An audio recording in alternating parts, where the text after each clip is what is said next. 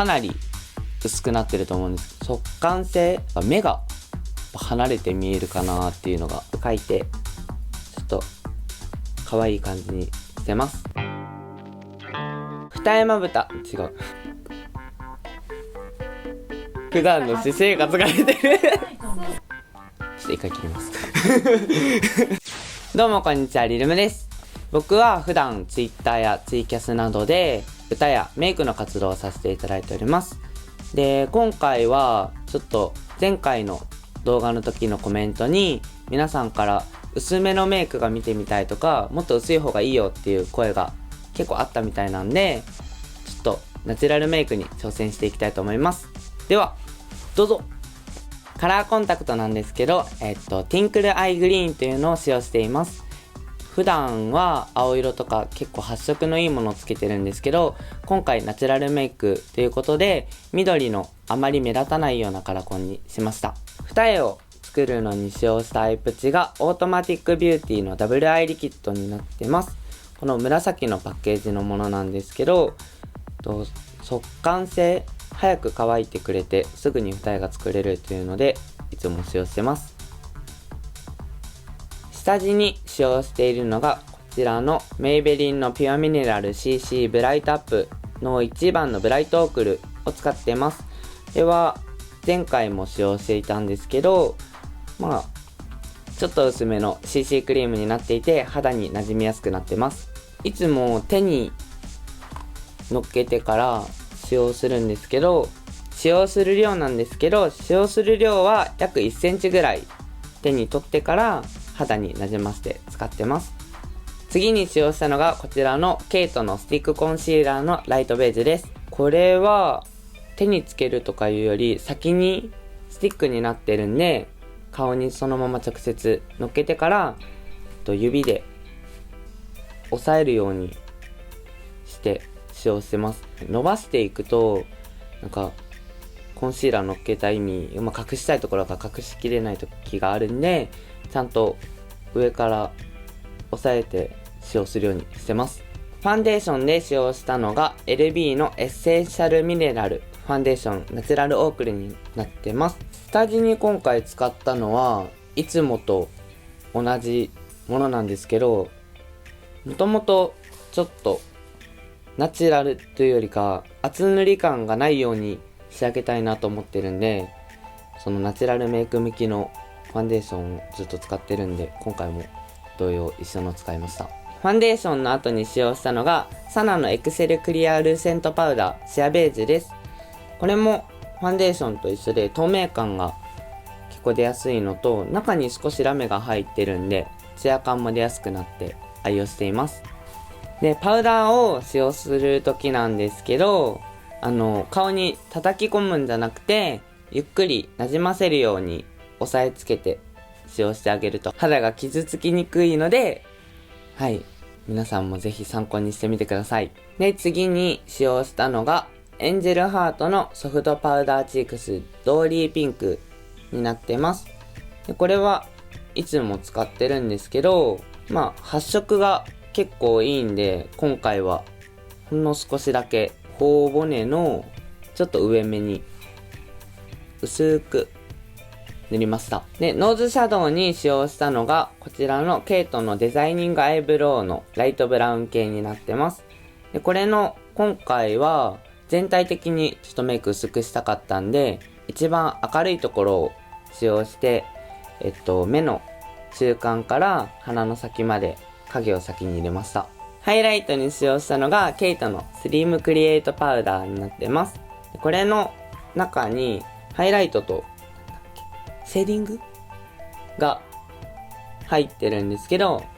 僕シェーディング全然使わなくてハイライトだけを使用しています。白だけじゃなくてパール感がすごい強いんで、ちょっと控えめに今回のせました。このハイライトを、のせたのがこの T ゾーンって言われている眉と眉の間から鼻の先までを入れました。で、主に鼻先中心に入れて、眉の間はちょっと少なめに入れてます。その次にダブルラインで引いたのがケイトのブラウンのアイラインになってます。で、これはもう本当にずっと使ってるんですけど、黒のアイラインでダブルラインを引くよりブラウン系で引いてあげた方が馴染みやすくなってくれるんで、はい、ちょっと使ってます。次、アイラインで使用したのがラブライナーのダークブラウンです。で、これで普段は目尻を長く伸ばして垂らしたりとか、あとスタラインも描いたりしてるんですけど、今日はちょっと抑えめで粘膜を重点的に引いて、あとはちょっとだけ修正、目を丸く見えるように修正していきました。次に使用したのがこちらのビボのアイフルアイブロウのアンバーブラウンです。で、今回は涙袋の影にちょっと薄く使用したのと、眉毛ですね。眉毛の中間ぐらいから眉尻までこちらのペンで描きました。眉頭のパウダーに使用したのがノーズシャドウでも使いましたケイトのデザイニングアイブロウです。で、これの中間の色、3色に色が分かれてるんですけど、中間の色と明るい色を混ぜて眉頭を描いてます。ちょっと柔らかい感じの雰囲気にしたいんで、眉頭は丸めに描いてます。で、眉毛は描いた後に使用したのがケイトの 3D アイブロウカラーっていう眉マスカラになります。これもナチュラルアッシュ、アッシュ系を使ってちょっと黄色みを抑えてきつくない感じに仕上げてます。リップに使用したのがこちらのメディアのピンク系のものになってます。で、今回筆を使ってちょっとかなり薄く色がつく程度に使用しました。で、最後に使用したのがこちらのマッキーの細い極細って書いてるやつなんですけど、